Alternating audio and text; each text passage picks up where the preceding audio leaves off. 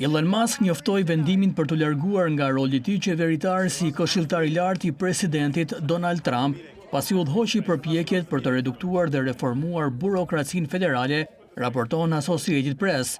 Ai e njoftoi papritur largimin me një postim në rrjetin e tij social X. Me përfundimin e afatit tim të planifikuar si punonjës i posaçëm i qeverisë, dua të falenderoj presidentin Trump për mundësinë që më dha për të reduktuar shpenzimet e kota, shkroi ai. Misioni Dodge do të forcohet gjithnjë më shumë, duke u bërë pjesë e kulturës institucionale në të gjithë qeverinë, theksoi Elon Musk. Largimi i tij i njoftuar të mërkurën në mbrëmje shënon fundin e një kapitulli që përfshiu mira largime nga puna, shuarjen e agjencive qeveritare dhe një sër padish.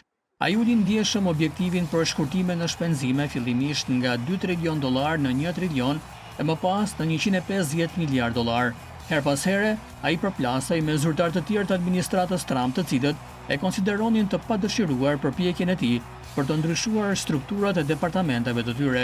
Roli i Musk në administrat ishte që në fillim i përkohshëm dhe ai së fundmi kishte dhënë sinjale se do të rikthehej te drejtimi i bizneseve të tij, si prodhuesi i automjeteve elektrike Tesla dhe kompania hapësinore SpaceX. Megjithatë, zyrtarët e administratës nuk kishin qenë të qartë për momentin e saktë kur Musk do të largohej nga drejtimi i departamentit për efikasitet qeveritar, i njohur si Dodge.